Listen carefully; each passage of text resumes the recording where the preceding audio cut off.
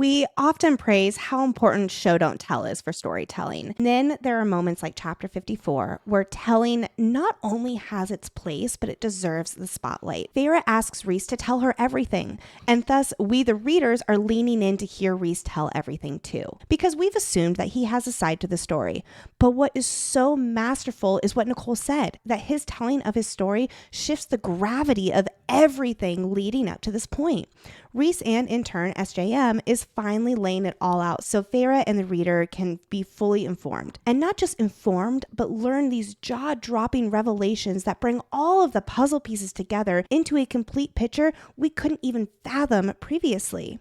All right, friends, and with that, Rhys begins to tell her everything. And when he means everything, he truly does mean everything, including the series of events that led up to Amarantha's reign, where we get the backstory as to why he hated her so much. It all started more than 500 years ago, when Rhys's legion was captured during the war by Amarantha's army. We will learn from Jurian and ACOWAR that Rhys went against orders and marched his legion into Amarantha's fort to save Miriam. Meanwhile, Cassian and Azriel were in different legions. Remember that Rhys's father separated them because he felt threatened by these three great Illyrian warriors. Rhys was put in charge of an Illyrian legion who hated him for being a half-breed. We don't know for certain, but I'm assuming this was the same legion that was captured. Cassian was placed in a different legion as a common foot soldier, and Azriel was kept as a High Lord's personal shadow singer to be his spy and do his dirty work. During the war, they only saw each other on the battlefields, but they looked for each other's names whenever Illyrian casualty lists made their rounds. Remember too in the prologue of ACOWAR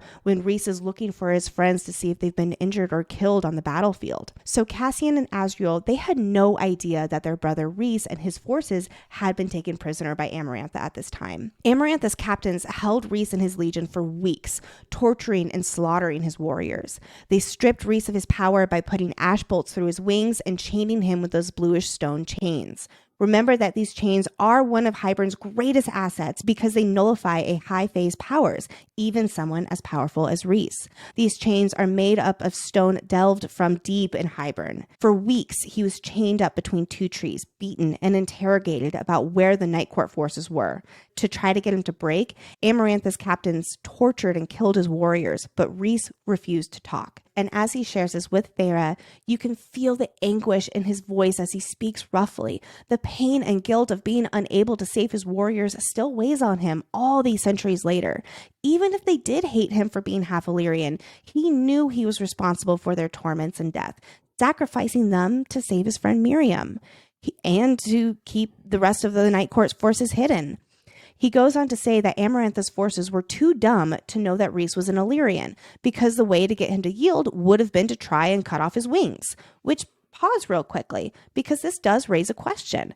How did these Hybern forces not know Rhys was an Illyrian? He was the leader of an Illyrian legion, and he literally has Illyrian wings, which they've put ash bolts through.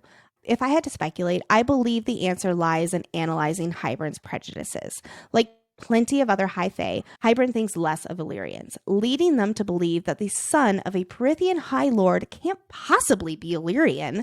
I'm guessing that they weren't aware that the High Lord of the Night Court mated with an Illyrian.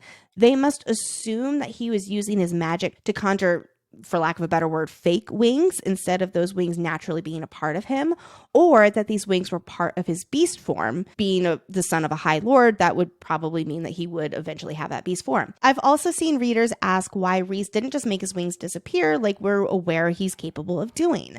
And the answer is that he was indeed bound by these chains that nullify his powers, plus he's got ash bolts through his wings, making him incapable of using his magic to make his wings disappear. Back to Rhys's story about Amarantha. We learn that Amarantha didn't care that he was her prisoner.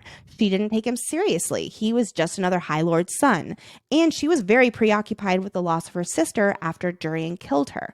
Remember, Jurian was a mighty mortal army commander during the war, and he pretended to love Clythia, Amarantha's sister. She loved him with an unrelenting madness and was too blind to realize he was using her for information about Amarantha's forces. After some months, he eventually tortured and butchered her, crucifying her with ash wood so she couldn't move while he did it. And he left the pieces for Amarantha to find. In ACOWAR, when Jurian comes out of the shadows at Lord Nolan's estate, we get some insight. He went mad after Clythia, obsessed with the end goal of freeing the army and he would do it again. He was glad to do it if it meant winning the war. Quote, I've had 500 years to think about it. We're familiar with Amarantha's shortcomings of underestimated people who are seemingly beneath her. For instance, she never imagined Feyre to beat her 3 trials or solve the riddle's answer that was love, because she didn't think Feyre was capable of comprehending love, based again on her experience of Jurian falsely loving her sister. Well, she underestimated this High Lord's son as well, not thinking of the potential repercussions or of the power that he did indeed possess, not to mention his cunning. He's got a great mind. Because, hey, he's chained up and his powers are void, so why bother giving him a second thought? Especially when Amarantha was so hell-bent on killing Jurian for what he did to her sister. Amarantha had no idea that every second, every breath, Rhys plotted her death. It's what fueled him, what kept him going when he had lost all other hope. He was willing to forfeit his life to kill her, not just willing to die while taking her down, but expecting to. Quote, I was so damned ready to make an end of it and wait for Cassian and Azriel and more on the other side. Even in his early 30s, Rhys selflessly put protecting his friends first. All he felt was rage at Amarantha and what she had done to him and his warriors, and relief that his friends weren't there to be in the line of fire with his decision to kill her and sacrifice himself in the process. The day and time were set, as Nicole says. He put it in his calendar. He was ready emotionally and strategically. Rhys doesn't do anything half-assed or without calculation. Remember, he's our Ravenclaw. But then, the day before he planned to kill Amarantha, she and Jurian faced each other on the battlefield. While chained in the mud, Rhys was forced to watch the battle that he felt should have been his. In ACOTAR, Lucian described them as wrecking an entire battlefield, using their soldiers as shields, until their forces were nearly all dead. Jurian had been gifted some protection against Amarantha, but it did not hold up against her in single combat. Amarantha won against Jurian, ripping out his eye and ripping off his finger before dragging him back to the camp, where she slowly tore him apart for days and days, though I will say in Lucian's retelling, it was weeks. Preoccupied with torturing Jurian, Amarantha refused orders to march to the King of Hybern's aid, which cost him armies and the war. Partly because, being so focused on Jurian payback, Amarantha didn't detect Rhys's father's arrival at her camp. In a panic, she killed Jurian instead of see him liberated, and then she fled. Despite rescuing Rhys, his father told his men and Azriel, who accompanied him here, to leave the ash arrows in Rhys's wings as a punishment for getting caught. I do wonder if also this is because he was worried about his son being so great and powerful, his friends also, being just the ticket to overthrow his seat as High Lord. I wonder if he thought leaving these ash arrows in his shoulders and his wings would weaken him and make him less of a threat. That would be very possible. Just what an asshole all around. In chapter 55, when Feyre is bathing him in his wings, there's all these scars, and I always call back to this part here. The war was nearing its end. Again, the stunt of Amarantha's was a big reason for Hybern's downfall. But Rhys couldn't fight in the final battles because he was forced to return home to recover. As much as it's in Rhys's nature to be on the front lines, he couldn't risk the likelihood of never flying again. Not when he loved it so much, not when his wings meant everything to him and his true identity as an Illyrian. In the immediate aftermath of the war, the 3 Illyrians came back to this cabin Rhys and Feyre are at right now, Rhys's brothers carrying him between them due to his injuries. There is so much shared family history here throughout the centuries that makes it a forever home. How it withstands all the fights and apparently gets rebuilt after Mor and Amren burn it down. I'm very curious about that. All this sadness, all the drunk fun, all the moments throughout the years, big and small. Rhys notes how the war changed everyone in this world, as wars do, and as we will see in the aftermath of ACOWAR. Perhaps the Night Court had already abolished human slavery long before the treaty, but life after war and the changes that come with it run so deep and on such a personal level, impacted by everyone, far exceeding the societal structure change across the rest of Prythian. Cassian and Azriel stayed by Rhys's side as he roared at the stars that Amarantha would go unpunished, that the King of Hybern would go unpunished. Quote, too much killing had occurred on either side for everyone to be brought to justice, they said. I have to wonder if the humans and Fae already knew they were pushing their luck with forcing Hybern to sign the treaty. And knowing how powerful he was, it would be impossible to truly punish him for the crimes he committed without falling back into war. For whatever the reason, we have to look at the consequences of not punishing them. Amarantha, for instance, killed all of her human slaves instead of freeing them. And of course, we know that Hybern has been biding his time over these last 500 years, waiting to strike again. Some of the courts in Prythian fought alongside Hybern, like Tamlin's father, so there was a lot of emphasis placed on figuring out how to coexist in the years, decades, and centuries to follow the war. Prythian had to heal from a civil war, and it had to readjust to create space for the mortal realm, small as it may be, and learn how to live without human slaves. If times were fragile after Amarantha, as we've learned at the beginning of this book, we can only imagine how volatile society and the political structure was, and how every single person, human or fae, was impacted after this war 500 years ago. I'm not saying I agree with Rhys's father to let the bad guys go unpunished. I'm just trying to give us all perspective on the stakes of the world after the war. The beginning of Amarantha's reign in Prythian, we need to talk about it. So Amarantha returned to the shores about 400 years later, and Rhys was still in desperate, ready to kill her. But this was a gut punch. She did not even recognize him. Amarantha, you had the High Lord's son captured. You'd think he'd be an important face to memorize. But this is so on brand for Amarantha, and it is honestly the ultimate fuck you. Rhys has been plagued by the memory of his warriors being slaughtered, her killing and torturing Jurian for 400 years. And she cannot even be bothered to remember his face. Also, I want to point out, he is one of the most powerful people in the world. He is a High Lord now. He is the most powerful High Lord in all of history. It just goes to show how little Amarantha paid attention and pays attention still to others' power because she thinks herself just almighty. For Amarantha, Rhys was just the son of the man who killed Tamlin's father. Amarantha successfully convinced the other High Lords that she wanted peace and she wanted trade between Hybern and Prythian. And after assuring them that the death of her sister had changed her, which quick pause, actually, Baron buying into this BS isn't really surprising to me, but Thiessen bought into this? That was shocking. I agree. I was like, Thiessen, really, you're better than this. Tamlin, however, did not trust Amarantha's big shift in emotions in the slightest. And despite their hatred for each other, Rhys knew that Tamlin, knew her personally and was a good judge of character. Again, here is Rhys using his Ravenclaw smarts, not trusting what he was hearing from Amarantha, but instead trusting the reactions of those who know her best. For the next 50 years, she established trade lines between Prythian and Hybern. No one else, not even the king of Hybern, and certainly not the High Lords of Prythian, knew that the same ships that brought over Hybern goods also brought over her own personal forces, because she wanted Prythian for her own, to use as a launching point to one day destroy the mortal world once and for all. After building trust with the High Lords, there was a ball thrown in her honor for all the courts to celebrate the trade agreement with Hybern, and everyone was invited, including Rhys. So Rhys wrote in his calendar yet again a date and a time to kill Amarantha and did not tell anyone, not even his second, Amren, which honestly is wise. I feel like anyone he told, especially in the inner circle, would have probably convinced, or at least attempted to convince, to get him out of it. But considering that he was willing to go to war and die for it, I do feel like telling at least your second might have been a good idea.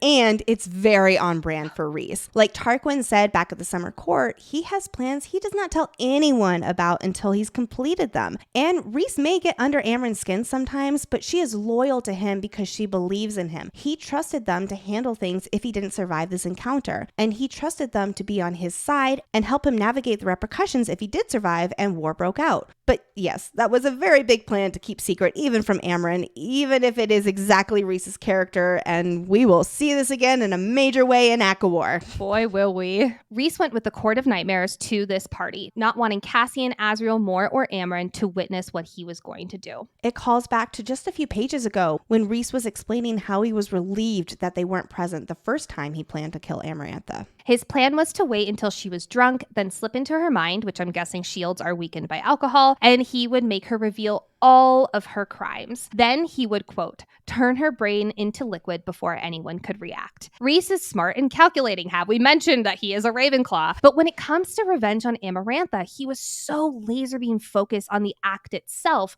rather than looking at all possible outcomes, which Rhys is famous for doing. So yes, Amarantha was beyond smart and cunning, and she had been trained extensively against Amati, so we couldn't see her plan past her thick, with multiple C's, mental shields, which he was so busy tunneling into, so laser focused on the bloodlust and his goal of destroying her, that he did not think to sniff his drink for poison. Remember back when we were in the summer court, Rhys sniffs his drink there. Then remember in the Hewn City, when he sniffed the wine for Feyre that she received from Keir.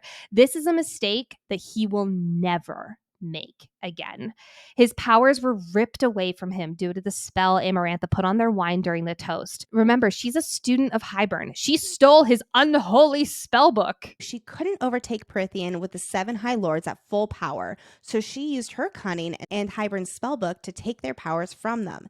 The way to best describe this is she trapped their powers within the spell and the powers were tethered to her, but notably she could not use the High Lord's powers herself. That's why when she died, they all got their powers back and the spell was broken. In Rhys's last seconds of having his powers, he shielded Valaris. He binded the shields to his friends so that they had to remain in the city and thus could not come after him to help him. He also told them mind to mind what was happening and that they need to stay away. And then he wiped the city of Valaris and the wards protecting it from the minds of the attending Court of Nightmares High Fae. This is one of those moments that on the podcast we've questioned the consistency of info because no one in the Court of Nightmares was supposed to know about Valaris in the first place. So to kind of overcome this plot hole, we speculate he wiped his inner circle and any possible information they may have that links to Valaris because Rhys couldn't risk Amarantha getting even a whiff of its existence. Half of these Court of Nightmares attendees, Amarantha slaughtered right then and there after they drank their wine, just to prove to Rhys that she could, and as a vengeance for Tamlin's father, who again, she was a close ally of. The half of the remaining Court of Nightmares people were the only people at his side for 50 years. People who he strongly dislikes, if even hates, and people who wildly hate him.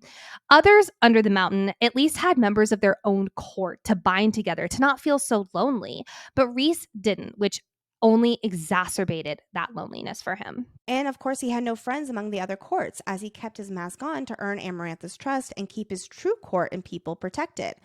I will say it will be very fun to speculate his and Helian's history when we do get to their interaction in ACOWAR, because I have some theories.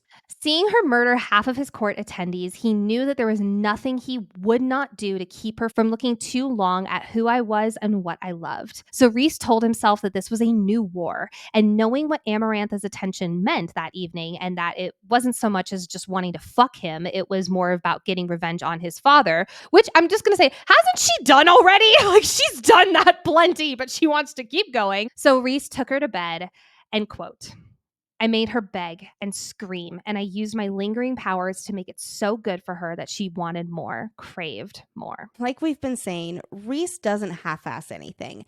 And even when everything goes to shit, he is a chess player. His powers are mostly gone, and Amarantha has them all on a leash. So instead of giving up with his tail between his legs, he shifts his mindset and considers this a whole new kind of war, an ongoing battle of perceptions, politics, and power plays. Everything Rhys does is with purpose. He usually thinks 2 steps ahead. And while he didn't know exactly how things were going to play out, he embraced this role of the evil High Lord of the Night Court, Amarantha's whore, and to set himself up to be an inside maneuver for whenever the opportunity would present itself. Then came time for the masquerade. This masquerade was thrown by Amarantha. This is after all of their High Lord's powers have been captured by her, to make amends with Lucien, who, as Tamlin's emissary, went to Amarantha to treaty for peace.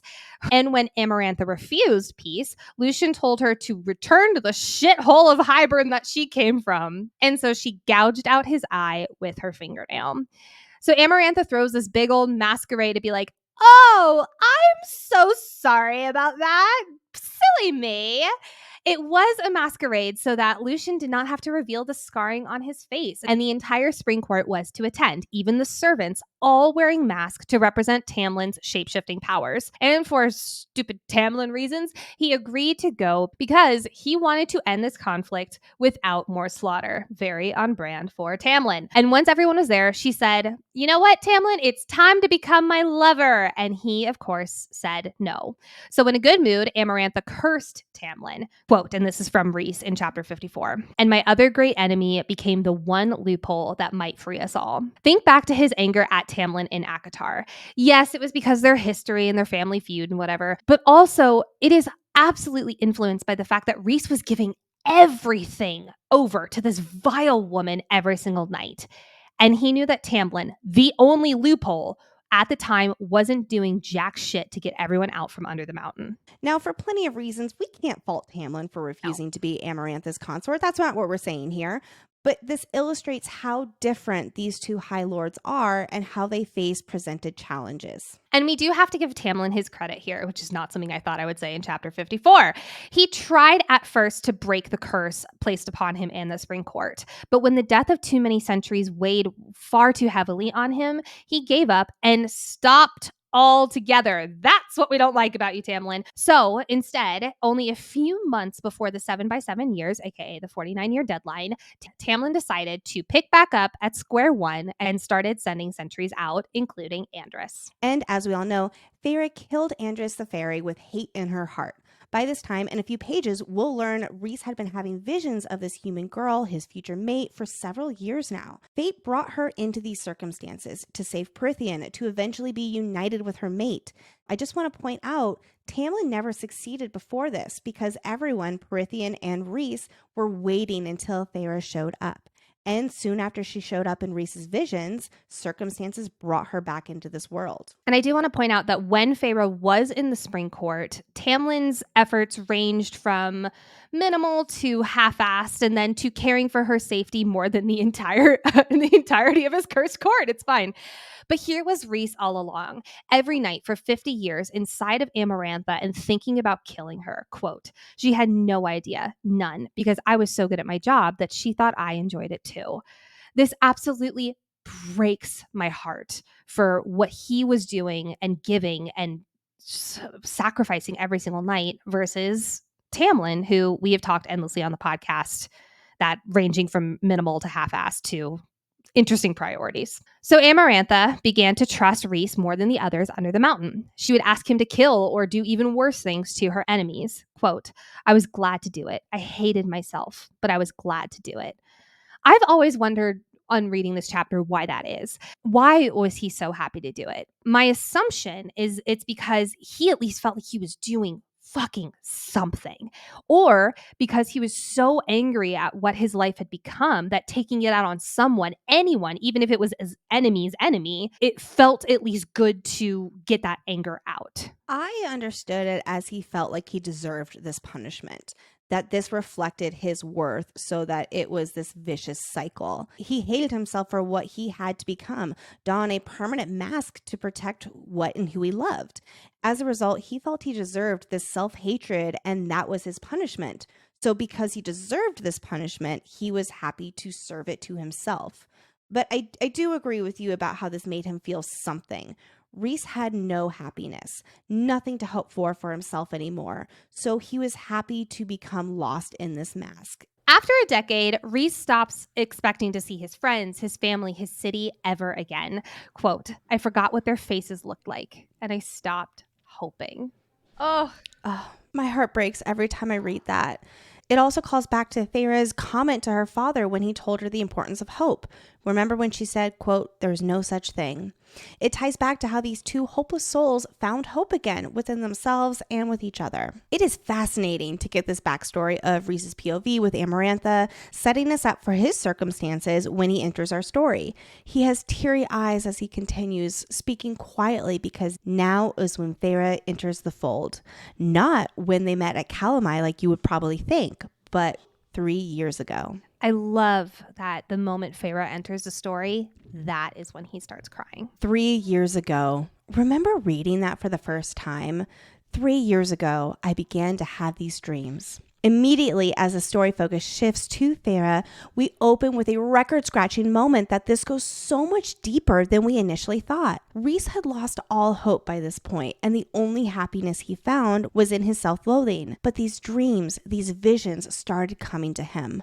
This would have been when Feyre was 17 years old, which I assume he began having them when she was, I'll call it maturing. Rhys would see a crackling hearth in a dark home, as we know, the fire in the Archeron's cottage, a bale of hay in a barn, because yes, friends, this means that Rhys got glimpses into I cannot believe an average sex lover extraordinaire's tumbles in the barn. Obviously, he did not know what this meant, but you can't help but giggle knowing what Feyre indeed did in that barn. He also would see a warren of rabbits, Feyre hunting for her family. These images were foggy, which he'll soon share is the wall, and how the magic of it creates a fog over their connection. He is looking through Feyre's eyes with these visions, but he thought nothing of them until, quote, one of the images was a hand, this beautiful human hand, holding a brush, painting flowers on a table. We've talked so much about the symbolism of painting for Feyre, but now we have insight into the significance of her painting for Rhys. Remember the Prythian text where he was asking her about the painting?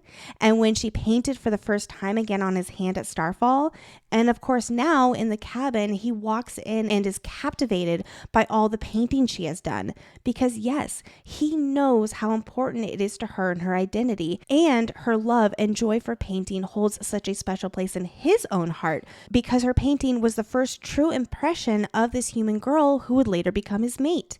Her joy for painting gave him comfort for years, even before she fully embraced that creative and passionate side of herself. Quote, and that time I pushed a thought back of the night sky, of the image that brought me joy when I needed it most.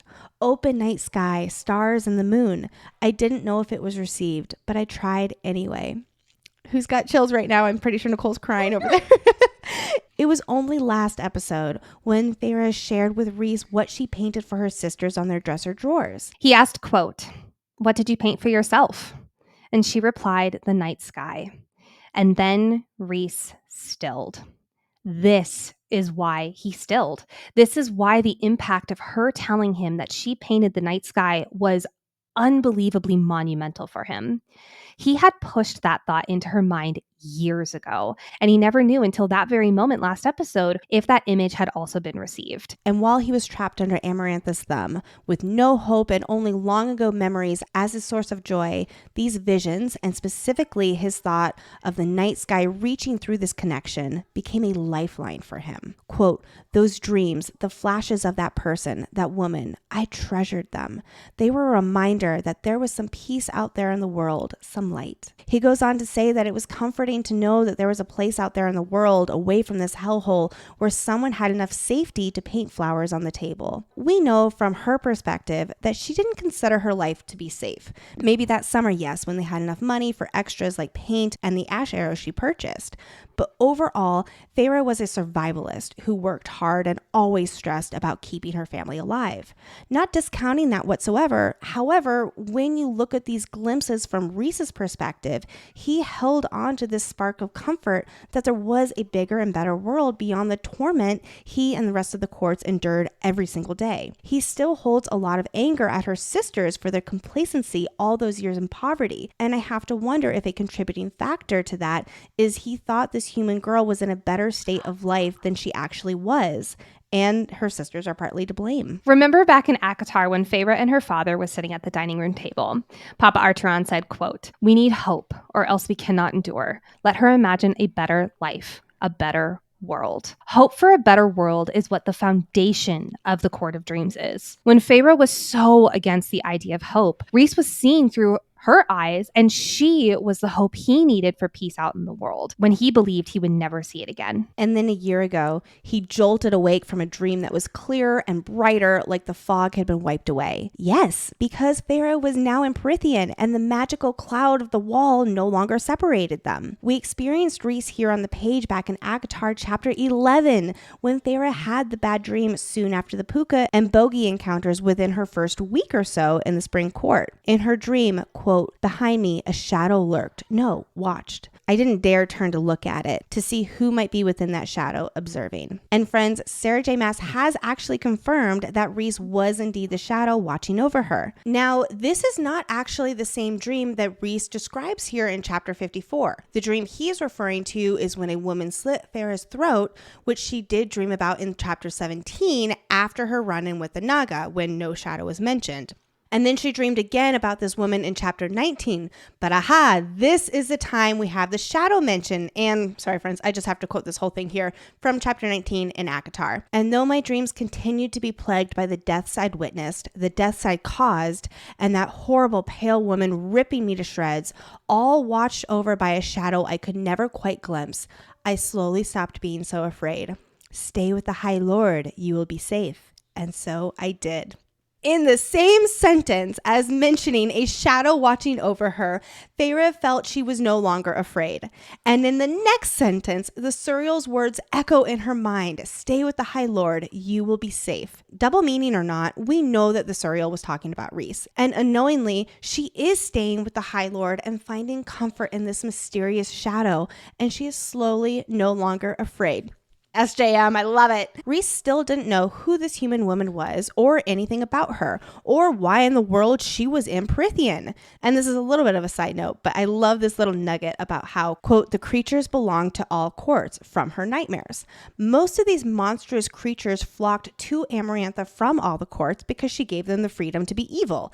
And then under her reign, she sent them into the Spring Court to mess with Tamlin. One night, those dreams of Rhys's turned into green hills and the unlit bonfires of Calanmai. Knowing that there was only one celebration like it in all of Prythian, he knew there was a high possibility that he would see this human woman there. So he told Amarantha that he wanted to go to the Spring Court celebration, telling her that he wanted to spy on Tamlin, specifically if anyone would show up to conspire with him. Which, yeah, between like killing the White Stag and starting a country hillside-wide orgy, it's a great time to talk battle plans, in my opinion. Okay, I understand your point. Tamlin himself would have been busy, but it actually reminds me of Game of Thrones, and in our real history, if I remember correctly, George R.R. Martin took this from actual instances where historically tournaments were a great cover-up for all the big important players to gather together, and it was how they were able to communicate and make their treacherous plans together without it being suspicious.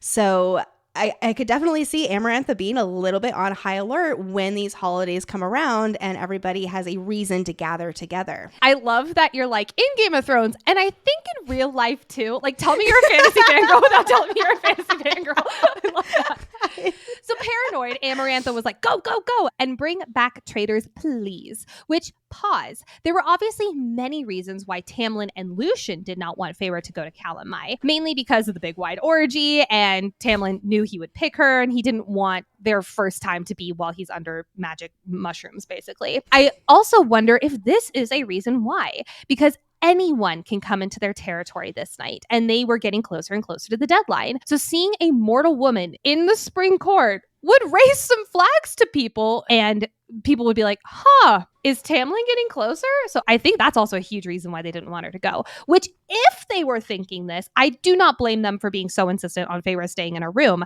However, I do think it was more to protect Feyre from Tamlin in his magic sex mode. I don't think they thought that far ahead. I'm going to be honest. From chapter 54, Rhys meets Feyre's eyes and continues, quote, I got there and I could smell you, so I tracked that scent. In seeing her in his dreams, he was waking up with the scent of her on his nose. So never having actually met her, he already knew what she smelled like, making it easier to find her in the crowd. And where was she? She was being dragged away by 3 fuckwads. And quote, I just moved. Continuing, I started speaking without knowing what I was saying, only that you were there and I was touching you. From ACOWAR chapter 20, quote, they were strong hands, warm and broad, and a deep, sensual male voice said, there you are. I've been looking for you. Those first words to her, They were not a lie at all, as Feyre realizes here in chapter 54. They were a threat to the three fairies, yes, or maybe a Ryan Gosling moment that Lexi shared, trying to get her out of a bad situation at the bar. It's fine. But no, these words that Rhys had said to her were 100% truth. Like I mentioned at the top of this chapter, one of the reasons we love this story is for how much different it is on a reread, and Calanmai is no exception. No one on their first read would know the significance of these 8 words, but now they've become a full rallying cry for us as a fandom in this beautiful love story. These 8 words are so universally known as the, oh, I see someone in trouble, let me help get them out of it. But in this story, in ACOTAR, to us fans, these 8 words mean something different entirely. It is a 3-year-long longing. And it represents a spark of hope, holding on to the simple comfort that this person in the world exists. That is what gives us chills every time we read this story. But as Lexi mentioned earlier, last episode when Feyre was telling him about the dresser and how she painted the night sky, she says, quote, I wonder if, even in my despair and hopelessness, I was never truly alone. I wonder if I was looking for this place, looking for you all. And Rhys says, quote, I was looking for you too. A direct callback to this moment of there you are, I've been looking for you on Calanmai. Imagine Rhys's, I'll even call it confusion, at this unknown connection with a human. We know that he is not prejudiced against humans, but we've also established that there is an undeniable power imbalance. The most powerful High Lord in history, dreaming and smelling a human? Quote, and there you were, human, utterly human, and being dragged away. Plus, in chapter 55, he'll say that he thought from the moment they first met at Calanmai that she was the most beautiful thing he'd ever seen. He won't gain clarity that they're mates until Amarantha is killing Feyre under the mountain. But even now in his subconscious, he knows. And what are mates? They're equals. He doesn't understand why this connection between them exists, but in hindsight, we can recognize that she is destined for great things. Well, and even later in this chapter, he says, I thought that you were being brought into my mind, into my visions, that you were going to be like our salvation, almost like he was seeing like a prophecy come true. So I think that if anything, he was seeing this human girl and he was like, oh, like, you're going to be very important for all of our salvation. In this moment on Calanmai, his hands are described as warm and strong, and he slipped a casual arm around her. But the irony is that in this moment on Calanmai, when he says, there you are, I've been looking for you, she's not even looking at Rhys because she's keeping her eyes fixed on the danger ahead of these 3 fuckwad fairies, which is exactly how she acted in her dreams when he was the shadow lurking behind her. She didn't turn around and look at the shadow. She was only focusing on the Naga, the bogey, the faceless woman who was, slicing her throat open. Fair. Like, if someone was slicing my throat open, I would probably not be like, what's the shadow behind me, So it's just interesting that that's coming to light here at Calanmai as well. Feyre, hearing this part of Rhys's story, feels very much the sense of the world slipping out from under her feet. Like many of us readers when we understand the full meaning behind this special moment on Calanmai. Rhys goes back to his High Lord's tale, because she looked at him after all the fuckwads left and quote, I knew you had no idea who I was, that I might have seen your dreams, but you hadn't seen mine. So he assumed that she had no interest in him. And yes, she was intimidated by him, or he'll later say nervous. Nervous is a better word for it.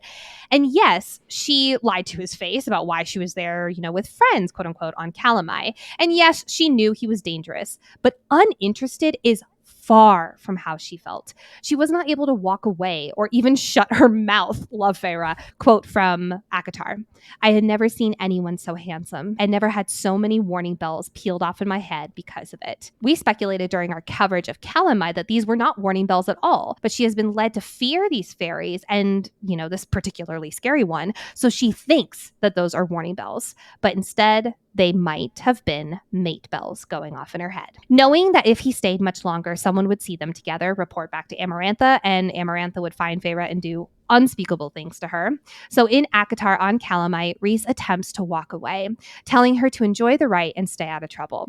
And Feyre thought, quote, his eyes gleamed in a way that suggested staying out of trouble meant staying far away from him. But then, as he says in chapter 54, You couldn't let go of me just yet, whether you knew it or not.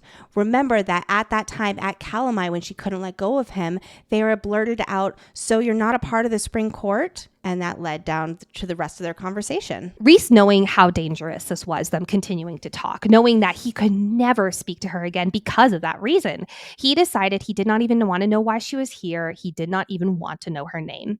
Quote, because seeing you in my dreams had been one thing, but in person, right then, deep down, I think I knew what you were, and I didn't let myself admit it, because if there was the slightest chance that you were my mate, they would have done such unspeakable things to you, Feyre.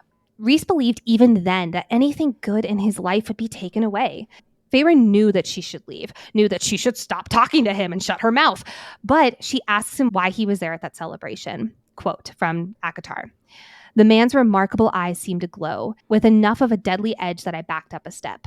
He said, quote, because all of the monsters have been let out of their cages tonight, no matter what court they belong to. So I may roam wherever I wish until the dawn. And that is when Feyre finally decides to step away and reintegrate herself with the celebration. And only after she was gone did he tell himself that quote, maybe the cauldron had been kind and not cruel for letting me see you. Just once, a gift for what I was enduring. What a glimmer of light after decades of self-loathing or being surrounded by and exhibiting so much cruelty. Again, there's that spark of hope and joy to tuck away for him because yes, he deserved that gift for all that he was enduring. Rhys, baby, you deserve all the good things. Rhysand found those three fairies who were about to take Feyre into the woods and douche canoes is not even the right word. Just unspeakable words, explicitives attached to these fuckwads. Tell me what I hate them. They're terrible. Spitting into a microphone. So Rhys broke into their minds, reshaped their whole lives, which, by the way, his powers are diminished. So this is a big deal, and brought them before Amarantha. Remember those traitors she wanted? Here you go, Amarantha, on a silver platter. He made them confess to gathering rebel forces that night, and she carved them up while they were still alive. And Rhys enjoyed watching it because he knew what they were going to do to Feyre in the woods. And quote, it would have paled in comparison to what Amarantha would have done if she'd found you. Feyre recalls the words Rhys said to her in Rhys's room under the mountain. She asked him why Amarantha had let him out on fire night. And he said, quote, I had my reasons to be out then. Do not think, Feyre, that it did not cost me. It did cost him. Emotionally, it cost him to walk away from her knowing deep down what she was to him. Rhys continues, and he confesses that he did not know that Tamlin was with her, or she was with Tamlin, or even didn't know that she was staying in the spring court. So the day in the dining room, here we go, friends, we're back in the dining room. After summer solstice, Amarantha sent him again due to his success on Fire Night. And Rhys wasn't prepared to just be an ass. He was going to pick a fight. He was going to maybe mock Tamlin for being an idiot. And going back to the scene in ACOTAR, everything up until Rhys discovering Feyre in the dining room is him playing with Tamlin's emotion. He's being the High Lord of the Night Court like nobody's business. And he specifically mocks Tamlin for his actions, or lack thereof, in the Spring Court. He says to him, quote, I'm surprised, though. 49 years and no attempts to save yourself or your lands. What a slap in the face. I love him. This is a huge reason why Rhys is infuriated with this blonde High Lord. Tamlin appeared, in italics, appeared to not have fought at all, or at least attempted to save his lands and thus save everyone under the mountain. And take a moment and put Rhys in Tamlin's shoes. He would have been doing his Ravenclaw scheming, plotting. He would have had at least 16 different plans to save the lands. He would have fought until his last freaking breath, because that is what he is doing right now under the mountain. But here is Tamlin again appearing to have all the luxuries and freedoms in the world that any other court would kill for, and not doing a damn thing about it to help everyone else. So yeah, Rhys is going to be an asshole to him. I kind of get it. But then a familiar scent hits him, but it's hidden, and he sees a third place setting at the table. Remember, in this moment, Feyre, Tamlin, and Lucien were having their lunch/breakfast after partying all night long at the summer solstice. And sensing his presence in the house, Tamlin ordered Lucien to glamour Feyre and mask her scent. But they forgot to mask that place setting at the table. So just as Rhys was was about to leave, he noticed the place setting and lifted the goblet up to sniff it, confirming her scent in the goblet that she was drinking. Quote from ACOTAR, Rhysand now faced the High Lord, and his perfect face was void of emotion before his brows rose. A flicker of excitement, perhaps even disbelief, flashed across his features. Disbelief that she was living with Tamlin, his second most enemy. Disbelief that he was going to be seeing her again after thinking he was never going to. And excitement that he was going to be seeing her again.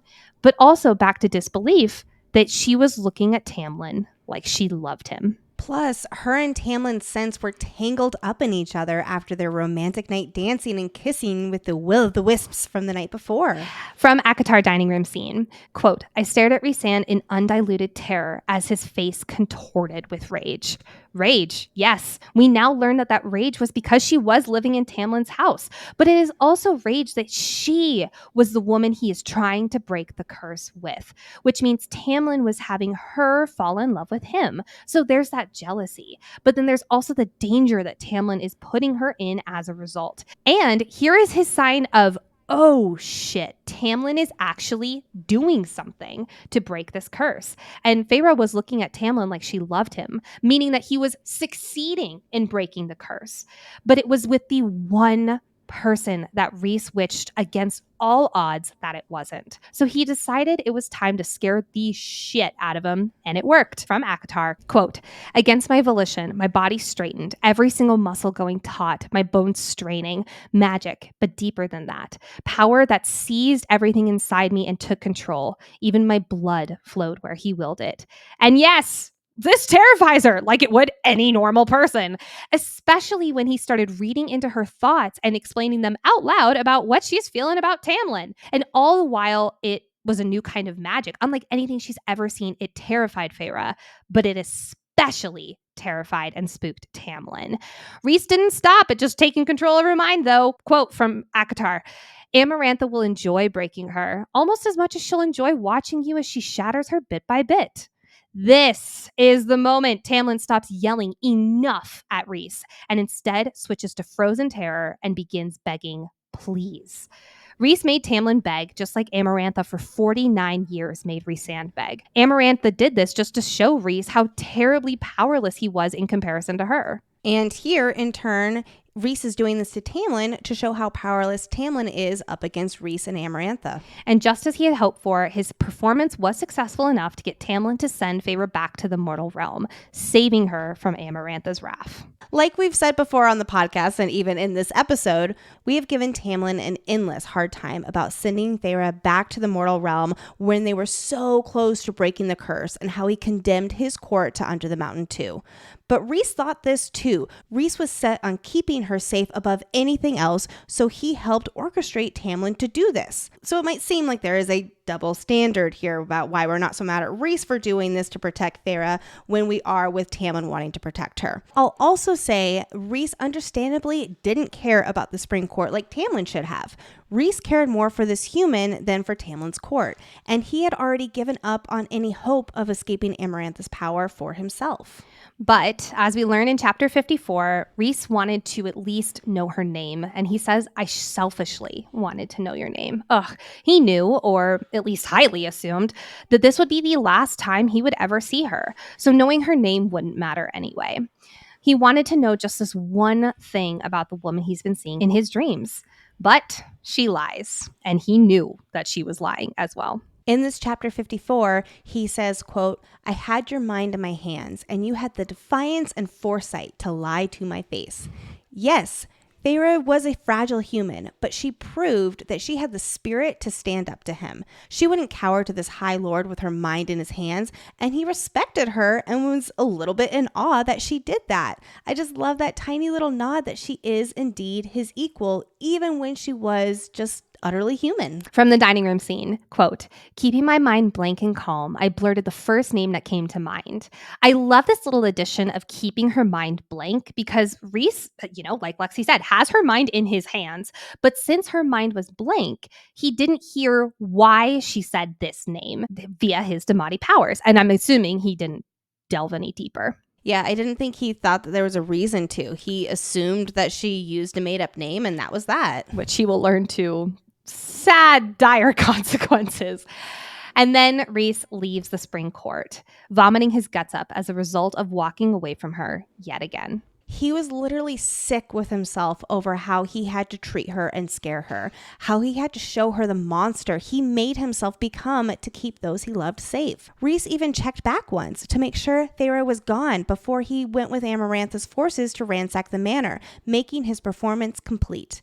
Not knowing that Feyre gave him a real person's name instead of her own and thinking it was invented, he gave the name to Amarantha. I admit I've always wondered why he told Amarantha anyone's name, since she was not aware that Tamlin was about to break the curse with a human girl, and if Rhys hadn't said anything about there being a girl, then there would be no need to release a name in the first place.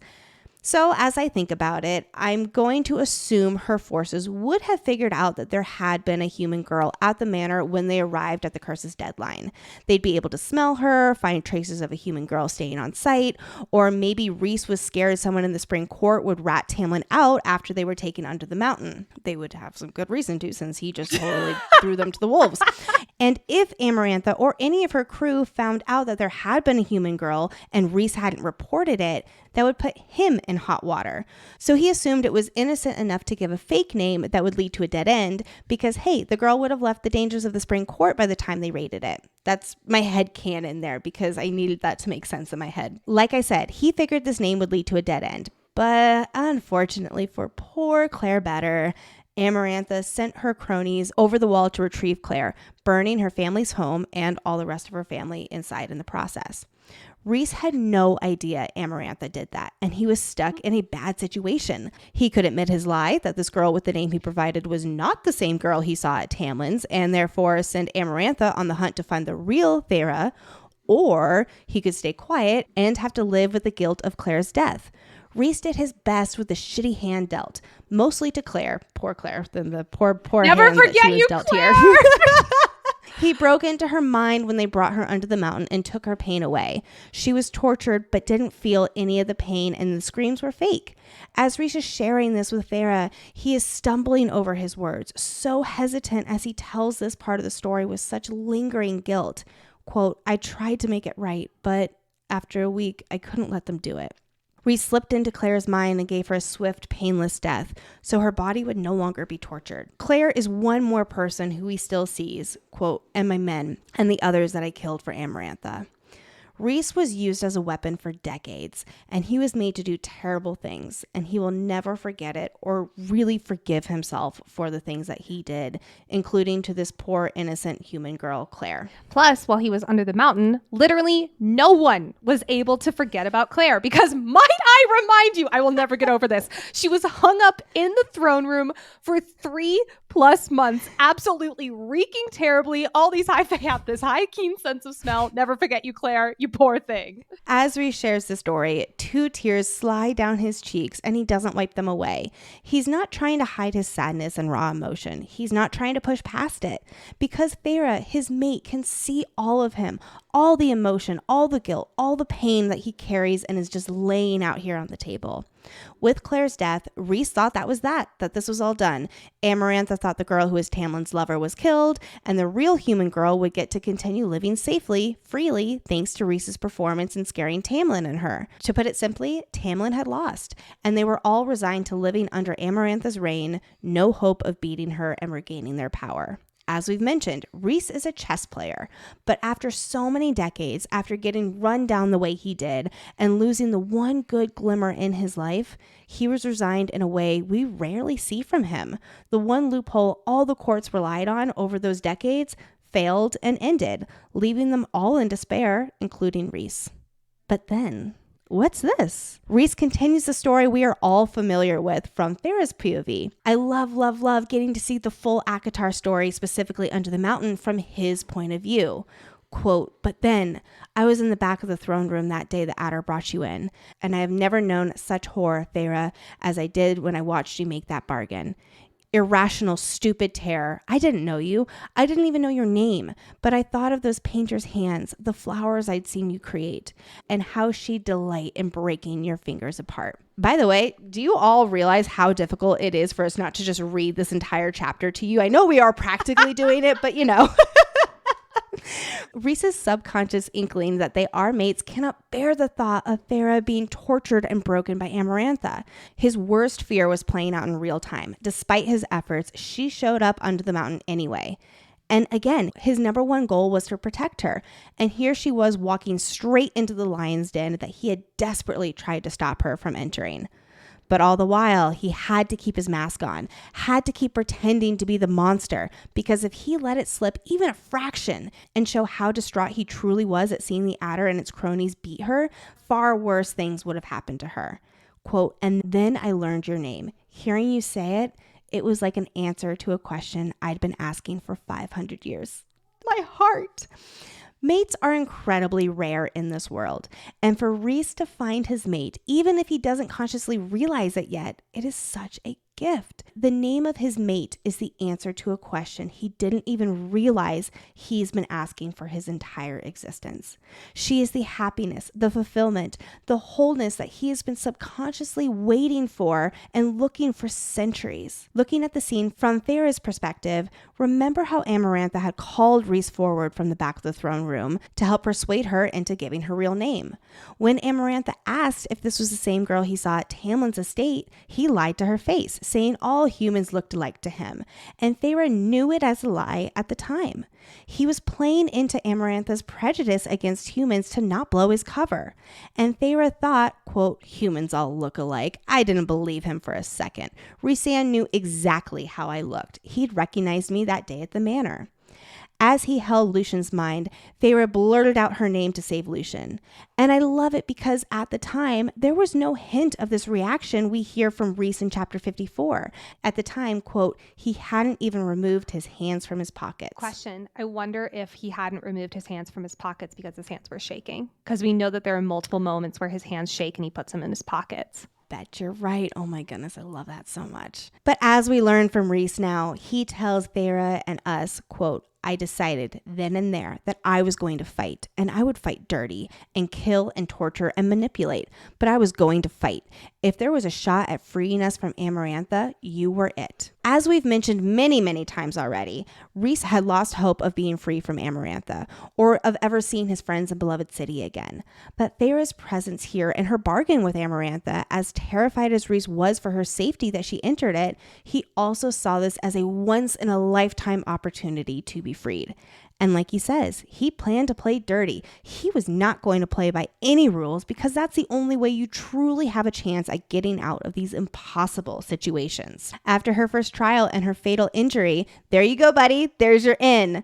Quote, "a way to defy Amarantha, to spread the seeds of hope to those who knew how to read the message, and a way to keep you alive without seeming too suspicious."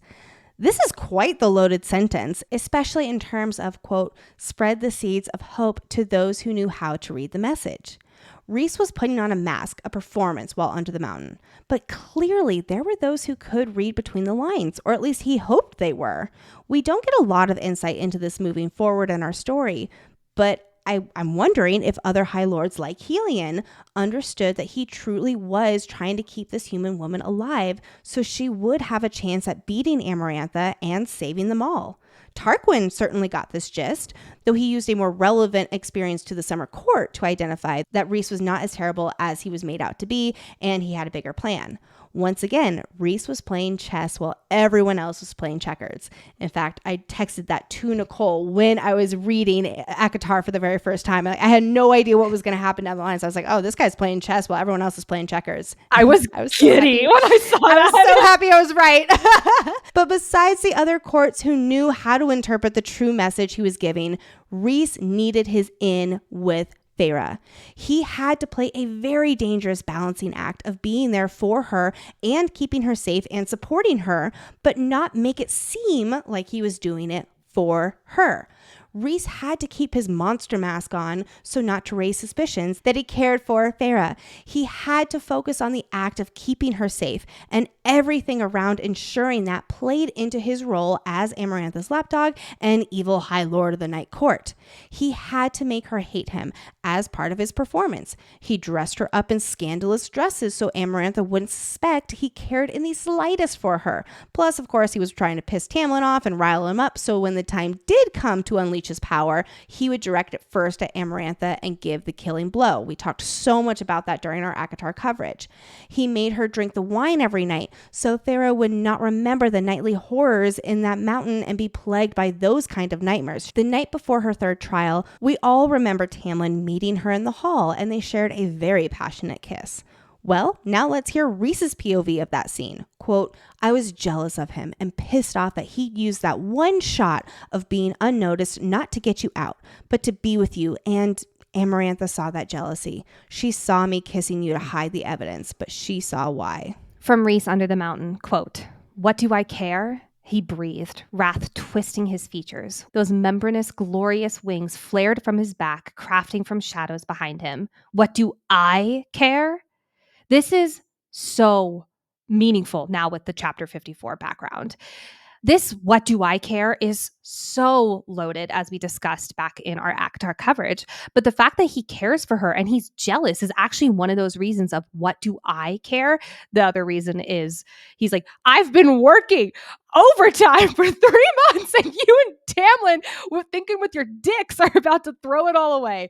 But I also love this wing watch from the past, we'll call it.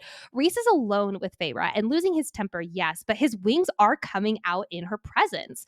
They are immediately vanished, though, when Amarantha's footsteps approach. And like you were saying, over the past weeks that Rhys has made her dress up and dance for him, be the evening's entertainment, Amarantha didn't think of Feyre as competition by any means. However, when Amarantha walked in on Feyre and Rhys kissing, she noticed that jealousy of what Tamlin and her had shared, and she was pissed at Rhys for having such feelings. From Under the Mountain, chapter 42, quote, something sparked in the queen's eyes as she looked at Rhysand. We know what that spark was. It was, fuck you, bitch, trying to steal my boy. Both boys. Both boys. So unfortunately, she made him service her for longer than usual that night. But Amarantha was not the only jealous one. Rhys was jealous of Tamlin and angry that he wasted his one chance to get Feyre out to instead put his hands on her. Once again, showing just how different these two High Lords are. Tamlin is pretty short-sighted, playing checkers, while Rhys plays the long game, chess. Back at Starfall, Rhys has already admitted how he wishes he could take that kiss back from Under the Mountain. It wasn't real, it wasn't motivated by love, but rather desperation, jealousy, and strategy to keep Feyre safe. And here he is again, saying how he was jealous of Tamlin and pissed off that Tamlin didn't take advantage of an opportunity like he would have to protect the woman he loved. That night, while Amarantha made Rhys service her, she tried to squeeze answers out of him. We can gather that she was asking questions about Feyre and how Rhys felt about her and all of that, to which Rhys, quote, gave her what she wanted to hear, that you, Feyre, was nothing, that you were human garbage, that I'd use and discard you. This is playing, again, right into what Amarantha would want to hear about a human. Remember that disdain she has for them, especially following Jurian and what he did to her sister. And after that whole encounter with Amarantha that evening, we know from ACOTAR, he went to Feyre's cell. Quote, I wanted to see you one last time, alone. I thought about telling you everything, but who I'd become, who you thought I was, I didn't dare shatter that deception. Let's go back to Feyre's POV in the cell under the mountain. When Rhys first stepped inside, she barked, what do you want? And he said, a moment of peace and quiet. To which he continued with quite vulnerable comments about how that damned bitch running me ragged and that he was tired and lonely and, quote, one wrong move tomorrow, Feyre, and we're all doomed. This was the scene that up until the moment on the balcony, this was the most candid moment we had with Rhys in all of ACOTAR. He might not have told her everything as he says he thought about doing in chapter 54. But to be honest, even if he had told her everything in this moment in the cell under the mountain, I don't think she would have believed him. But he did tell her at least why he's having her drink the wine every night, why he's having her dance and wear barely anything dresses. It was all to make Tamlin so angry that he kills Amarantha the second the curse is lifted. But most importantly, he told her about the bigger things at stake for him, his territory, all the lives of the Night Court citizens, and how Amarantha can end them all with a single word. He's not talking about the inner circle directly, but he is definitely implying them here. Here in chapter 54, like I said, Rhys admits that he almost told her everything. So we can assume that everything means the visions, Calanmai and his mask, not the mating bond, because he says in a little bit that he didn't know that it was truly there until Amarantha was killing Feyre after the third task. But he couldn't bring himself to shatter this deception. Rhys was also scared that if he took off his mask, Feyre would not accept him. And he was not emotionally ready for the possibility of revealing his true self and risking her still wanting nothing to do with him. Calling back to her hurtful words to him here in ACOMAF, making him flinch when she said, quote, "What if they saw everything and still walked away? Who could blame them? Who would want to bother with that sort of mess?" Right here, he was about to tell her essentially the mess. He knew, probably rightly, that she would not have taken it very well. After Feyre's final trial, where she ripped her soul apart for Tamlin and Amarantha started torturing her, from chapter 54, quote, "Something snapped in a way I couldn't explain. Only that seeing you bleeding and screaming undid me. It broke me at last, and I knew as I picked up that knife to kill her, I knew right then what you were. I knew that you were my mate, and you were in love with another male, and had destroyed yourself to save him, and that I didn't care. If you were going to die, I was going to die with you." I mean, yeah, I honestly don't know what to even add to this beautiful dialogue. Again, going back to that telling, not showing, and really giving it the limelight. When she was being killed, it became very clear to Rhys that she was his mate. Perhaps it was specifically in that moment because we know how territorial and protective mates are with each other. So when Amarantha was literally killing Feyre, he realized that yes, she is his mate. Did he suspect it subconsciously beforehand? Yes, absolutely. But this is true realization and full awareness. "You are my mate, my mate, my mate," he thought over and over again as Feyre screamed. Rhys tried to kill Amarantha when he was still sucked of his powers, but he tried to stop her from killing the woman he loved. Guess who didn't? Who only begged her to stop instead of actively doing something about it? Tamlin. And Feyre never forgave him for it, because Rhys also didn't have his powers, which was Tamlin's excuse. But hey, he at least tried. He had fallen in love with her, and he fought for her, because she had fought for Prythian and sacrificed her soul and self in the process. And he saw that and cared and needed to do something. He connected so deeply with that sacrifice, and he knew that she was the one for him. I'm sorry, I know I'm quoting so much, but I need to quote this whole part from chapter 54 because it is so heart-wrenching and beautiful. Quote, "But then she snapped your neck." Tears rolled down his face. "And I felt you die," he whispered. Tears were sliding down my own cheeks. And this beautiful, wonderful thing that had come into my life, this gift from the cauldron, it was gone. In my desperation, I clung to that bond. Not the bargain. The bargain was nothing. The bargain was like a cobweb. But I grabbed that bond between us and I tugged. I willed you to hold on, to stay with me, because if we could get free, then all 7 of us were there. I love this word, the use of this word tugged in Rhys's monologue here, because it's in italics, yes, but from under the mountain, Feyre's POV, quote, "Our bond went taut."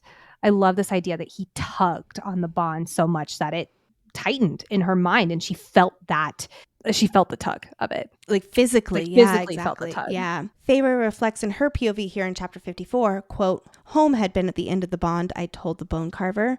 Not Tamlin, not the spring court, but Rhysand." Also, you can't help but think of, when you hear him say, quote, "And this beautiful, wonderful thing that had come into my life, this gift from the cauldron, it was gone." You can't help but think about Rhys's greatest fear. The things I love have a tendency to be taken away from me. There was that moment literally coming to life for him in real time, hence why he and fighting like nobody's business in the throne scene, just like eating and fighting for 50 years. And here he is losing yet another thing that he's cared about so deeply. And we won't get too far ahead of ourselves right now, but the bargain that they make at the end of ACOWAR, we can make fun of them all day long, and we will, about how it was a stupid decision. However, this is the root of it. If you were going to die, I was going to die with you. They both felt this so deeply, so real, and they couldn't let it happen again. And they were willing to risk their own lives, forfeit their own lives, and have repercussions for all of those around them because they cannot experience this again. Going back to ACOTAR during this sequence, Feyre saw through Rhys's eyes after she died, seeing through his perspective, because as we now know, he had grabbed onto that bond and tugged, willing her to hold on. And that she did. He recognized the sacrifice she made with her last dying breath. She freed the Spring Court, therefore allowing Tamlin to go unhinged man bear pig style and go up against Amarantha and kill her. With Amarantha gone, Rhys spoke to each High Lord mind to mind, convincing them to come forward and offer that spark of power to resurrect Feyre. None of them disagreed. Rhys notes that he thinks that they were too stunned to think of saying no. Note that he didn't force them to do this. He just asked them. But he was indeed prepared to make them if they refused. Continuing on in ACOTAR and the narrative from Feyre's POV, we know that Baron, High Lord of the Autumn Court, was the first to offer his glittering spark. We've speculated that we think he was first because Rhys knew he would be the most difficult to persuade. So he spoke mind to Baron first, kind of get the hardest one out of the way. Next up was Tarquin, High Lord of the Summer Court, and then Callias, High Lord of the Winter Court. Then Thesan, High Lord of the Dawn Court, Helion of the Day Court, with Rhysand being the final High Lord before Tamlin to give his grain of power to Feyre, cementing her resurrection. Quote, "For what she gave, will bestow what our predecessors have granted to few before," he said. But in reality, we now know he was the one who made this happen, had her resurrected in the first place because he couldn't bear the thought of her dying after all she had done for them, what she meant to Rhys personally. When Feyre awoke again, Rhys had to endure watching Tamlin love on her, kiss her. All Rhys wanted to do was go home to Velaris, where he hadn't been in 50 years, but he knew he couldn't yet until he knew that Feyre was all right. He waited as long as he could, aka he waited until after she and Tamlin banged, and then he could send a little tug down the bond, which, by the way, that's very respectful of their privacy. We don't know that he knew that's what they were doing, but come on. Can you imagine if she felt the tug like while they were getting it on? Anyway. She was like, excuse me, 1 second, excuse me. Yeah. And from Feyre in ACOTAR, quote, "I was pulled from sleep by something tugging at my middle, a thread deep inside. She found her way to Rhys, perched on a balcony outside of Under the Mountain." Rhys goes on to say here in chapter 54, "I almost told you then, but you were so sad and tired, and for once you looked at me like I was worth something." And what prompted Feyre to look at him that way, in addition to literally everything he did in the throne room? When she asked in ACOTAR, why, meaning, why did you try to save me? Rhys says, quote, "Because when the legends get written, I didn't want to be remembered for standing in the sidelines. I want my future offspring to know that I was there, that I fought against her at the end, even if I couldn't do anything useful, because I didn't want you to fight alone or die alone." Just like Feyre didn't want the fairy from the Summer Court to die alone either after Amarantha had cut off his wings. We've talked extensively on the podcast about Rhys and his feelings of self-worth and how Feyre is in real time reshaping his own perception of his own self-worth. This is our first indicator of that. Even when they were considered enemies to lovers, Feyre understood Rhys in a way few others did, and she wasn't scared of him or recoiled at him because from the get-go, she saw him for who he truly was. Now, Rhys had promised himself that he would free her of their bargain the next time they saw each other. Keep in mind that the bargain was his way in with Feyre. It was not a means to control her or even have leverage over Tamlin. The bargain was specifically a way for him to have an in with Feyre. Rhys ended up using this bargain to help her and to keep tabs on her well-being, which seemingly no one else was. Right before Rhys excused himself from this balcony conversation and left to go back to Velaris, something happened though. Quote from chapter 54, "When I went to leave you, I think transforming you into Fae made the bond lock into place permanently. I'd known it existed, but it hit me so strong that I panicked." We remember this moment from Feyre's POV, noticing when Rhys stumbled and his eyes became wide. This right here is what happened and what he realized. Their mating bond snapped into place. From ACOTAR, quote, "His eyes locked on mine, wide and wild, and his nostrils flared. Shock. Pure shock flashed across his features at whatever he saw in my face, and he stumbled back a step, actually stumbled."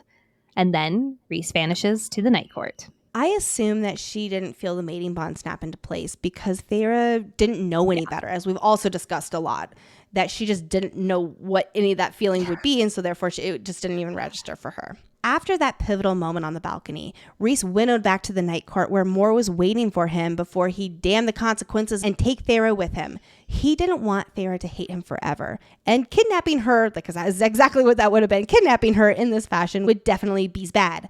And his very first words after not seeing his beloved cousin for 50 years was, "She's my mate, she's my mate."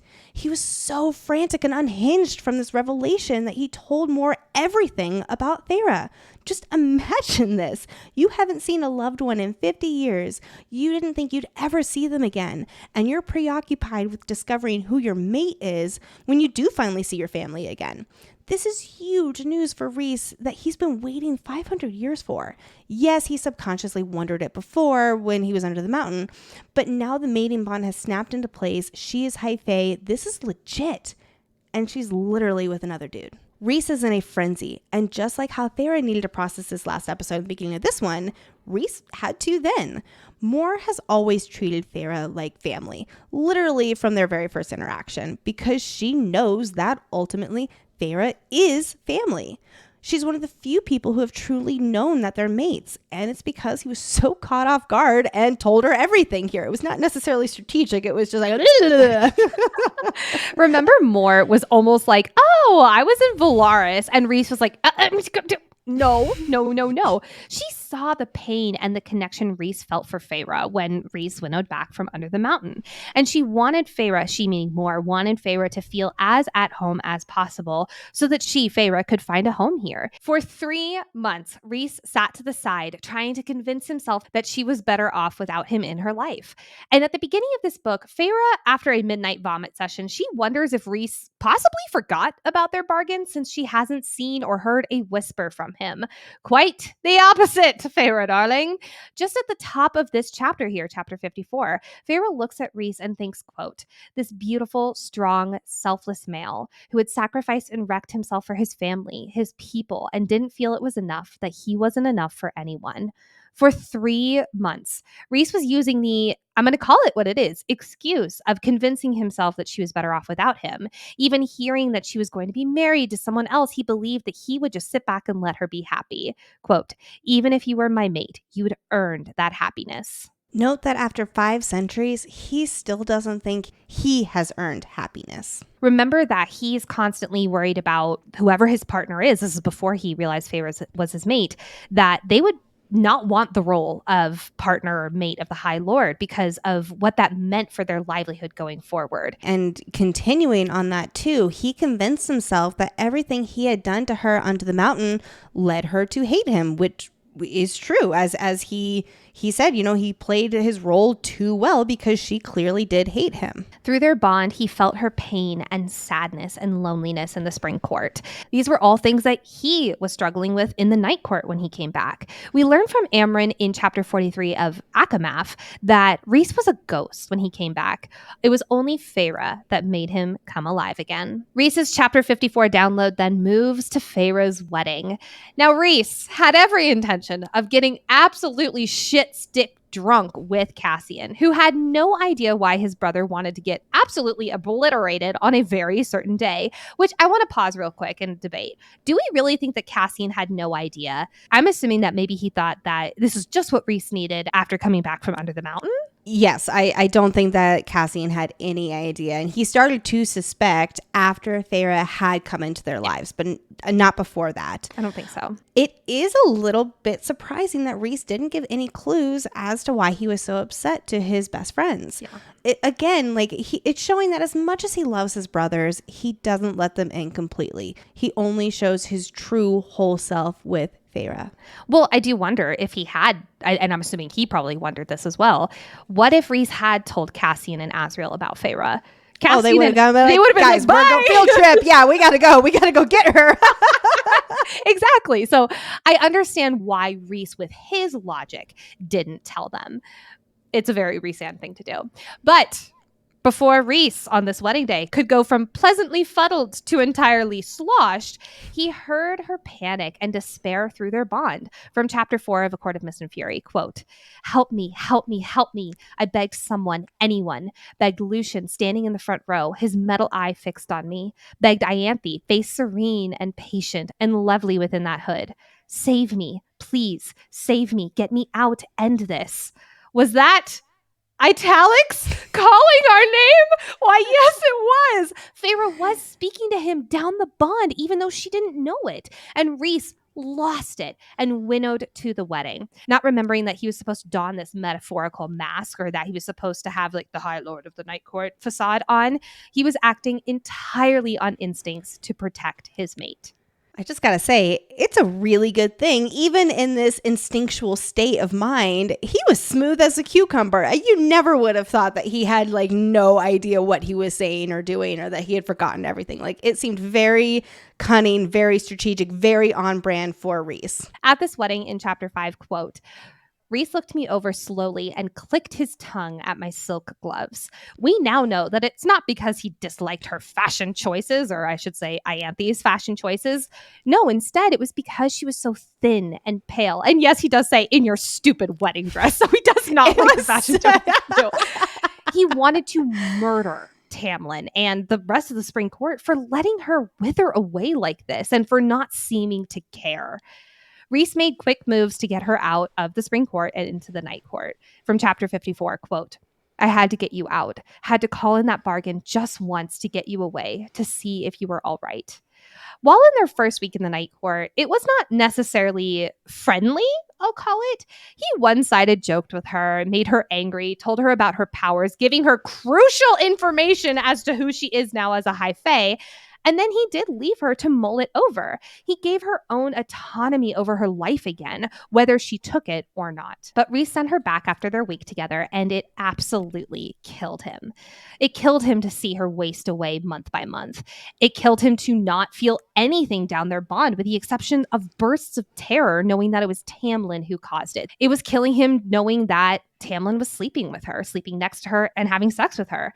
Quote, "Not just because you were my mate, but because I knew I was in love with you from that moment I picked up the knife to kill Amarantha." We talked about this moment a few minutes ago, and how, yes, he knew in this moment that she was his mate, and that was the driving force for him to go and kill Amarantha. But being mates and being in love are two separate things that we will get to in today's Surreal Tea Time. He loved Feyre for who she was and what she sacrificed. In chapter 55, jumping ahead just a little bit here, he'll reflect that he thinks he fell in love with her even earlier than this moment of him grabbing the knife to go kill Amarantha. During her first trial, when he realized she was cleaving the bones to make a trap for the Midgard worm, or the moment she flipped him off for mocking her. Quote, "For the first time in decades, I wanted to laugh." Feyre is more than a mate for Rhys. She truly is his romantic match as well, and he knew it then, because she was one of the inner circle, one of the family. She wasn't afraid of him, and she cemented her spectacular victory with a big fuck you to Amarantha. He felt Cassian's spirit beside him in that moment, and Rhys could almost hear Cassian say, "If you don't marry her, you prick, I will." What a plot twist that would be. I gotta also say, I think that the moment where she picked up the bone, threw it at Amarantha, like all of that was the moment he fell in love with her. The moment he knew he was in love with her was when he picked up the knife to kill Amarantha. Just like she's been falling in love with him for a very long time, but she knew she was in love with him on Starfall. I wanted to make that differentiator because it does feel inconsistent until you look at it that way. Rhys decided, though, that when she made her night court visits, he would not tell her about how he felt, and he would not tell her that their bond was very much not just a bargain, which he wouldn't let her out of, because her hatred was worth being able to be connected with her still. And her hatred was better than her feeling nothing towards him. Or from chapter 54, quote, "That you might feel something similar. And if I let myself love you, you would be taken from me." During these 2 separate weeks that she stayed in the night court, Rhys was gone a lot of the times, on night court business. But I do wonder if this is a reason why, so that she wouldn't feel something similar, and therefore, just like his belief of those I love have a tendency of getting taken away from me, she would then thus get taken away from him. So he didn't tell her, and he says, quote, "I watched as you faded away." I actually beg to differ. He was the only one who gave Feyre a goal to reach for again. He was not watching her fading away. He was actively trying to keep her tied to reality. He also opened her mind to the fact that she was so much more powerful than she was led to believe by members of the Spring Court. And even when she was at her absolute lowest, he, and only he, was able to get a rise of emotion out of her versus the nothing and the vacancy she was feeling everywhere else. I have to wonder how long he would have let the bargain go for, knowing how bad of shape she was in the Spring Court. Potentially years? I don't know. This is just a genuine rhetorical question. He had reserved himself to loving Feyre from afar, to protect her heart. And he was prepared to keep it one-sided and help her as he could. Like Nicole was saying, he wasn't just watching her on the sidelines. He was actively helping her however he could in his capacity. He was willing to be a light in her life for however long. And I have to wonder how long that would have been. I also have to wonder how long until he would have introduced her to Cassian, Azriel, Amren. He already introduced her to more, but I think long before Rhys would have ended the bargain, Feyre would have fallen in love with the Night Court and the Inner Circle, and she would have left the Spring Court. I agree. I could see it being where like Cassian and Azriel and maybe even Amren would come to the Moonstone Palace because he needed that separation with Velaris. Like if she had any connection and ties to Tamlin, especially going back to the Spring Court, he could not risk her going to Velaris. So he would bring the Inner Circle to, and I can just totally imagine that whole scenario. Oh my gosh. Anyway. Can you imagine Tamlin and Lucian's face when she came back? She's like, yeah, I met these two guys. Their names are Cassian and Azriel. Tamlin and Lucian are like, fuck! Then came the day where Tamlin locked her up. And Rhys admits that he broke some very fundamental rules by taking her away. And we've discussed this on the podcast, how this is a little inconsistent. But my guess is that this here is the truth. We heard the different version where Moore mentions how everything was by the book and therefore we should be good, right? But even how Cressida acted in the summer court around Tamlin having every right to wage war on them, my guess is that Rhys definitely did break some rules here. My takeaway is that Moore did everything by the book in retrieving a Fae who belonged to another court. But this was ultimately way more complicated than that because Feyre was a High Lord's bride who was seemingly stolen away. Tamlin didn't immediately wage war against Rhys, though it seems that was inevitable from what Lucian tells us about warring against the Night Court while allied with Hybern. First 2 wars, one with the Night Court and one with Hybern. I think Tamlin didn't immediately wage war because it wasn't Rhys who came in himself. And so, yes, Rhys broke fundamental rules because you aren't supposed to take someone from the High Lord's residence like that. But when Moore says that she did everything by the book, it makes it a gray area with Feyre's departure versus an absolute, let's go to war right now against Rhys. And again, like it could also just be that plot inconsistency. It could be the limited narration. And like you said, that this is indeed the real true version of it. But because Tamlin did not immediately go to war up against the Night Court, he could have also just been scared and knew he needed an ally. He would have never survived that war. Like, I think no, not at all. Lucian would know that a war of Spring Court versus Night Court would have trampled them. So I think that's another reason why he went to Hybern instead. Yes, definitely. Yeah. So yeah, but I like to think that Moore made it a gray area where if Rhys had done it, that would have been a real line in the sand. However, Amren, she's got the ultimate solve button, and Rhys says it here in chapter 54. Just tell everyone that you're mates, and it will keep trouble, specifically Spring Court trouble, from our door. But Rhys couldn't do it. After 3 months under the mountain of forcing so much on her, he didn't want to force her into a bond, especially a bond this impactful to her mortal life, even if it gave Tamlin license to wage war. Again, a war he definitely would have lost. Actually, that might have been faster if they just had, like, if they just provoked him to wage war. And I don't know how Feyre would have responded to that, but just a thought. From chapter 54, quote, I didn't want you to think that everything I did was to win you, just to keep my lands safe. What was the curse on the Spring Court? Make a mortal fall in love with you to save your lands. He didn't want to remind her of the start of her relationship with Tamlin, or to start their relationship, whatever it may be, with deception. And that goes back to he loved her beyond being mates. And if Feyre was indeed going to be his mate, he hoped that she could return that love. Not because they were mates and she would be attached to him, which would be out of her control, but because Feyre chose him, loved all of him. That's really all he's wanted in this world. It's also what he's most afraid of. And oh, by the way, you love me? Yay, we're mates too. Huzzah! He couldn't stop loving her. He couldn't stop being around her. And he says, quote, I still can't stay away. And with a long breath out, Rhys leans back in his chair, officially done with his tale. Feyre, slowly walking over to him, bowl in hand, places the soup in front of him.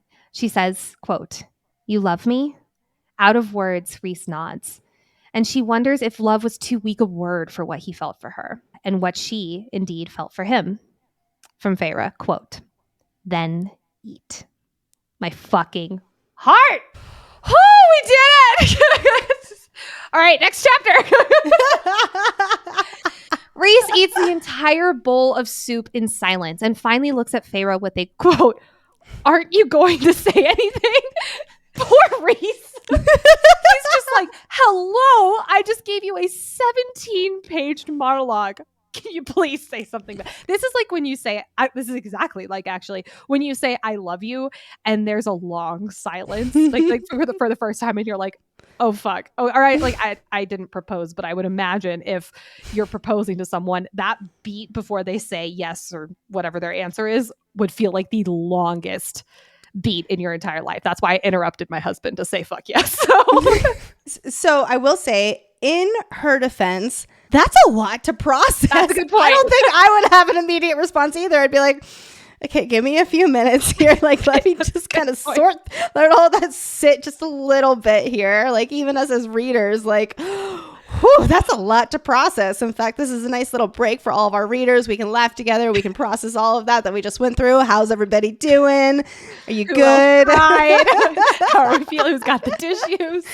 But Feyre has a beautiful and touching response after she takes a few moments to like process all. And I don't mean process in like a how do I accept, but just let it sink in. 17 pages of a monologue. Yeah. She has had 5 days to sit in her thoughts and process that they are mates. She's had that time to dream of a future with him and what living a happy life with this found family would look like. Yes, she knew she loved him already when he opened up the door, and you know how she said, I already knew what I was going to say when you arrived on the threshold. And she anticipated accepting that mating bond before his story. But she also needed to hear all of this so that they can fully enter this next chapter, literally together, with everything out on the table with that full transparency. Quote, now I want you to know, Rhysand, that I love you. I want you to know that I am broken and healing, but every piece of my heart belongs to you. And I am honored to be your mate. She'll say shortly that deep down, she knew she fell in love with him on Starfall. And now she can fully accept it in her heart and say it out loud to him. She couldn't admit it even to herself previously because of the guilt and that damn rule book of shoulds regarding Tamlin. As Feyre says, quote, but it had nothing to do with you, Rhys. I was never afraid of the consequences of being with you. Even if every assassin in the world hunts us, it's worth it. You are worth it. And oh my goodness, my heart is bursting at this reply as he hoarsely replies back, thank you. Rhys has spent his life thinking the opposite, terrified of what loving him means for his mate, his family, and his friends. He is so self-sacrificing because he doesn't feel he is worth it. But now his mate loves him with her whole heart, with all that she has to offer. And she is not afraid of loving him, despite understanding what it may mean. She is courageous to face what the future has in store for both of them, because being together and loving each other makes anything that comes their way worth it. God damn it, Lexi. Rhys has been her constant these past months. He has been there for her when all felt lost. He has been that beacon of light and aid in navigating the darkness within her. They have built a friendship where they can comfortably be their true selves with one another, broken pieces and all.